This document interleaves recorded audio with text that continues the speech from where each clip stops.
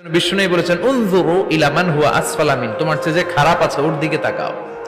ওয়ালা তানজুর মান হুয়া আ'লা মিন, তোমার চেয়ে যে ভালো আছে ওর দিকে তাকায়ও না, তোমার চেয়ে যে খারাপ অবস্থানে আছে ওর দিকে তাকাও। অনেকে নিজের অবস্থান নিয়ে সুখী না, এরকম আছে না নাই? আল্লাহ আমার এটা দিল না রে, ওইটা দিল না রে, পাইলাম না রে, কিচ্ছু হয় না, কি করব জীবনে, হতাশ। আসলে আছে কিন্তু অনেক, কিন্তু শুকরিয়া নাই, ডাকাত, ঠিক কি না? নিজের অবস্থান নিয়ে সুখী না, কিন্তু অনেক লোক আছে তারা আপনার অবস্থানে পৌঁছতে চায়।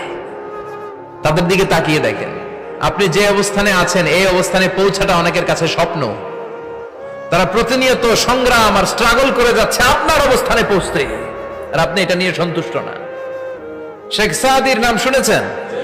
বালাগাল উলা কাশাফাদ দুজা, এই কবিতাটার রচয়িতা ইরানের বিখ্যাত এক কবি। উনি একবার আর্থিক সমস্যার মধ্যে দিয়ে সময় কাটাচ্ছেন, টাকা নাই, পয়সা নাই, পায়ে দেওয়ার মতো জুতা নাই। উনি খুব দুঃখ পেলেন, হায় রে, আমি ইরানের এত বড় কবি, আমার পায়ে দেওয়ার মতো জুতা নাই। দুঃখ ভরা মন নিয়ে রাস্তায় হাঁটতে বেরোলেন। হাঁটতে হাঁটতে হঠাৎ দেখলেন একটা লোক শুয়ে শুয়ে কাঁদছে, ওই লোকটার দুইটা পাই নাই, পাই নাই। উনি সেজদায় পড়ে গেলেন, আল্লাহর কাছে ক্ষমা চাইলেন, আল্লাহ অনেক দিয়েছো, শুকর আলহামদুলিল্লাহ। এজন্য যেই পরিস্থিতিতেই থাকি না কেন আমরা কি পড়বো? জোরে বলেন, কি পড়বো?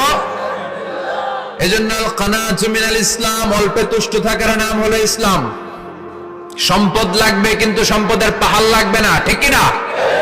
অল্প খান, অল্প পড়েন, অল্প জামান, অল্পের ভেতরে বরকত ঢুকায়া দিছে কে?